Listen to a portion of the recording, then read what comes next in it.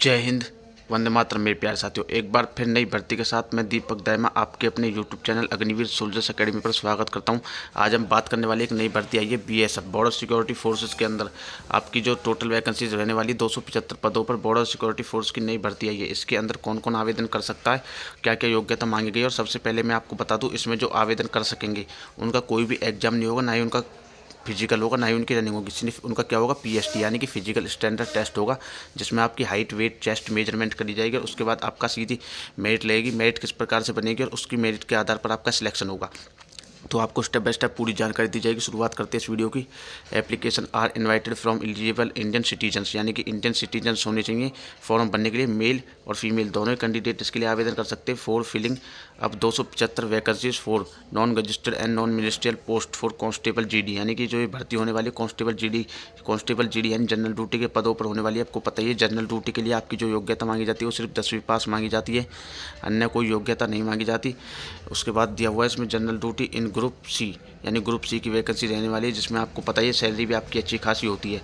साथ ही अगर हम बात करें तो भर्ती किसके लिए होने वाली है, यहाँ पर आप देख सकते हो border security force recruitment for the meritorious, यानी कि मेरिट के आधार पर होगी। स्पोर्ट्स पर्सन, यानी कि स्पोर्ट्स पर्सन ही इसके लिए आवेदन कर सकते हैं। To the post of constable general duty under sports quota 2024 in border security force, यानी कि स्पोर्ट्स कोटा, यानी कि आपने किसी गेम में इन वो किया हुआ, पार्टिसिपेट किया हुआ है, तो भी आप इसके अंदर भर्ती हो सकते हो और फॉर्म भर सकते हो। अगर हम बात करें फॉर्म कब से स्टार्ट होने वाले, तो आप यहाँ पर देख सकते हो online application mode will be open, यानी जो आपके फॉर्म भरे जाएंगे 1/12/2024, यानी कि 1 दिसंबर 2024 की सुबह 12 बजे से, यानी कि जैसे 30 नवंबर 2024 की रात को 12 बजे से आप इसके लिए आवेदन करना स्टार्ट हो जाएंगे। और साथ ही इसकी जो फॉर्म भरने की लास्ट डेट रहने वाली है वो 30/12/2024, यानी कि 30 दिसंबर 2024 रात 11:59 तक आप आवेदन कर पाओगे। वैकेंसीज़ के बारे में मैंने आपको बता ही दिया है कि vacancy there are 275 vacancies in the following sports and game discipline, यानी कि आप जो यहाँ पर गेम दिए हुए हैं उसके अंदर आते हो तो आप फॉर्म भर सकते हो। जैसे कि गेम्स की अगर हम बात करें तो पहले नंबर पर आपकी archery,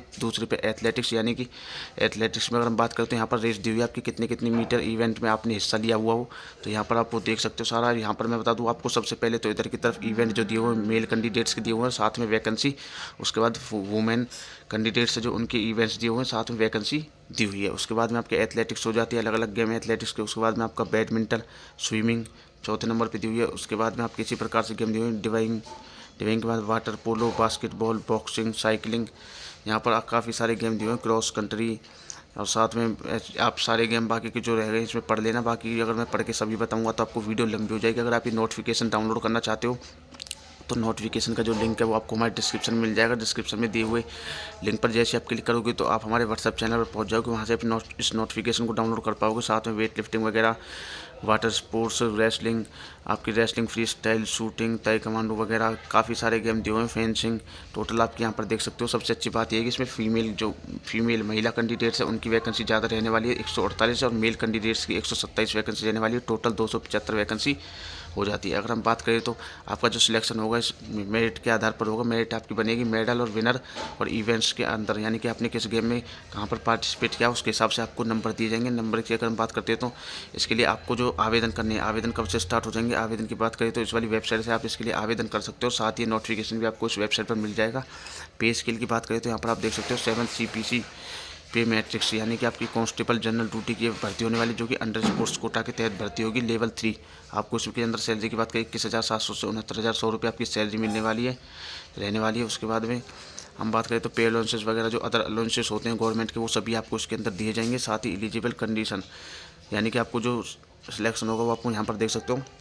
constable GD sports person की भर्ती है, तो मैंने शुरू में ही बता दिया था 18 से लेकर 23 साल उम्र सीमा मांगी गई। साथ ही एज में रिलैक्सेशन दिया गया जो कि सेंट्रल गवर्नमेंट के तहत दिया जाता है। उसके बाद योग्यता की बात करें तो यहाँ पर आप देख सकते हो सिर्फ 10वीं पास हो तो आप इसके लिए आवेदन कर सकते हो। Players who have participated in one medals, यानी कि आपने अगर कोई मेडल लिया तो उसके आधार पर आपने कहीं पर किसी लेवल पर कंपटीशन में पार्टिसिपेट किया तो उसके आधार पर, साथ ही इवेंट्स में आपने जैसे नेशनल इंटरनेशनल खेला हुआ है तो उसके आधार पर आपका सिलेक्शन होगा। सिलेक्शन की अगर हम बात करें किस प्रकार से आपकी मेरिट बनेगी, इसमें एक चीज़ का आपको वैसे ध्यान रखना कि जो आपके गेम है वो कब का खेला हुआ होना चाहिए, यानी कि 31/12/2022। यानी आप अगर इसमें जब भी फॉर्म भर पाओगे, अगर आपने किसी गेम में 31/12/2022 के बाद और 30/12/2024 से पहले किसी भी गेम में अगर आपने पार्टिसिपेट किया है तो आप इसके लिए आवेदन कर सकते हो। गेम्स की अगर हम बात करें तो यहाँ पर आप गेम्स के बारे में देख सकते हो, नीचे की तरफ दिया हुआ है एज में यहाँ पर रिलैक्सेशन के बारे में बताया हुआ है। एज जो आपकी काउंट होगी 1 जनवरी 2025 तक आप 18 साल के हो चुके हों, 18 से लेकर के 23 साल तक उम्र रहेगी। और SC/ST को तो आप सभी को पता ही है कि 5 साल की एक्स्ट्रा छूट दी जाती है। OBC नॉन क्रीमी लेयर को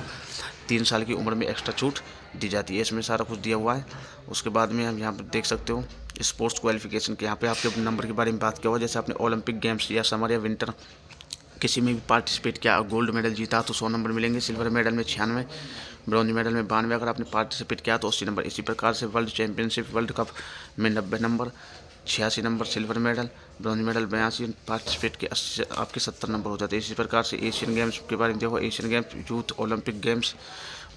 उसके बाद में यहाँ पर आप देख सकते हो नेशनल गेम्स की अगर हम बात करें तो नेशनल गेम्स के अंदर भी आपको नंबर दिए जाएंगे। जैसे इंडिविजुअल मेडल लिया तो 30 नंबर, 26 नंबर, 22 नंबर। पार्टिसिपेट के कोई नंबर नहीं है। टीम मेडल के अंदर आपकी 26, 22, 18। पार्टिसिपेट के कोई नंबर नहीं है। उसी प्रकार से यूथ जूनियर नेशनल चैंपियनशिप में इंडियन इंडिविजुअल में आपको 20, 16, 12, टीम मेडल में आपको 16, 12, 8 इस प्रकार से आपको नंबर दिए जाएंगे। और इसी के तहत आपकी भर्ती होगी, इसी के तहत आपकी मेरिट बनने वाली है। अगर हम फर्स्ट प्रेफरेंस की बात करें, फर्स्ट प्रेफरेंस आपको किसकी दी जाएगी तो आप यहाँ पर देख सकते हो candidate who have represented the country and won medal, यानी कि जिन्होंने मेडल जीता उनको सबसे पहले प्रायोरिटी दी जाएगी। जैसे कि गोल्ड मेडल वाले को सबसे पहले लिया जाएगा, उसके बाद सिल्वर मेडल वाले को कोई होता तो ब्रॉन्ज मेडल वाला होता तो उसको लिया जाएगा। उसके बाद में जिसने इंटरनेशनल कंपटीशन खेला है उसको लिया जाएगा। अगर मान लो इंटरनेशनल कंपटीशन वाला कोई नहीं होता तो फिर सीनियर, जूनियर और यूथ कैटेगरी के अंदर जिसने क्लियरेंस यानी कि department of youth affairs and sports government of India के में रजिस्टर्ड है, उसका सर्टिफिकेट या फिर उसने उसमें गेम खेला है तो उसको प्रायोरिटी दी जाएगी। उसके बाद सेकंड प्रेफरेंस किसको दी जाएगी, यहाँ पर आप देख सकते हो सेकंड प्रेफरेंस की अगर हम बात करते हैं तो यहाँ पर सेकंड प्रेफरेंस के बारे में दिया हुआ, आप पढ़ लेना, सारा कुछ आपको समझ में आ जाएगा नोटिफिकेशन के अंदर। उसके बाद अगर हम बात करते हैं आपकी PST के अंदर आपका क्या क्या होगा। PST के अंदर जो जनरल कैंडिडेट्स हैं जो कि अनरिजर्व कैटेगरी से आते हैं उसको 170 सेंटीमीटर उसकी हाइट होनी चाहिए। फीमेल की 157 सेंटीमीटर, चेस्ट 80 सेंटीमीटर, फुलाने के बाद में आपकी 5 सेंटीमीटर होनी चाहिए। उसके बाद रिलैक्सेशन की बात करें, कैंडिडेट ऑफ जैसे Garhwali, Kumaon, Gorkha, Dogra, Marathas and candidates belong to state of Assam, Himachal Pradesh and UTs of Jammu Kashmir and Ladakh से आते हो तो 165 सेंटीमीटर हाइट, फीमेल की 155, 78 सेंटीमीटर चेस्ट होनी चाहिए। उसी प्रकार से यहाँ पे दिया हुआ कैंडिडेट्स, बाकी सारी छूट आप यहाँ पर देख लेना। अगर आप इनमें से आते हो तो आपको छूट भी देखने को मिलने वाली है, ठीक है ना। उसके बाद जैसे हम नीचे की तरफ स्क्रॉल डाउन करते हैं तो यहाँ पर आप मेडिकल स्टैंडर्ड देख सकते हो। आई आपकी 6/6 और 6/9 होनी चाहिए। साथ ही आपके आंखों पर कोई गिलास, चश्मा, लेंसेज वगैरह लगे हुए ना हो, इस बात का आपको अवश्य ध्यान देना है, ठीक है। बाकी सारा कुछ इसमें दिया हुआ है। एप्लीकेशन मोड आपको बता ही दिया। अप्लाई करने के लिए सबसे पहले आपको अप्लाई करना होगा इस वाली वेबसाइट से जाकर के। अप्लाई के लिए आपको फ़ीस के बारे में अगर मैं बता दूँ तो जनरल, OBC और EWS से आपकी 147 रुपये फ़ीस ली जाएगी। यहाँ पर आप देख सकते हो 147.20 रुपये फ़ीस ली जाएगी। अगर आप SC/ST कैटेगरी से आते हो तो आपसे कोई भी फ़ीस नहीं ली जाएगी, फॉर्म फ्री है, ठीक है। अगर कोई डाउट रह गया तो आप मुझे बता देना मैसेज करके, मैं कमेंट करके। अगर डिस्क्रिप्शन में मैंने लिंक डाला हुआ अपने व्हाट्सएप चैनल का भी और साथ में टेलीग्राम चैनल का भी और साथ में अपने व्हाट्सएप ग्रुप का भी, आप जहाँ से मुझसे जाते हो संपर्क कर सकते हो, इंस्टाग्राम के थ्रू भी कर सकते हो। बाकी यहाँ पर आपको सिलेक्शन प्रोसेस बताया हुआ। सबसे पहले आपका PST होगा, PST के बाद में आपकी मेरिट लिस्ट लगेगी, मेरिट लिस्ट के आधार पर आपको बुलाया जाएगा, मेडिकल होगा, साथ ही आपका ग्राउंड में ना ही कोई फिजिकल होगा ना ही कोई ट्रायल होगा, सिर्फ आपके इवेंट के हिसाब से आपको नंबर दिए जाएंगे, उन्हीं के आधार पर आपका सिलेक्शन होगा। इसमें सिलेक्शन प्रोसेस रहने वाला है। और जो बच्चे किसी गेम से संबंधित है तो वो उसके लिए ज़रूर आवेदन करें, मैं यही कहना चाहूँगा। और आने वाली पल की अपडेट के लिए हमारे साथ बने रही। जय हिंद, जय भारत।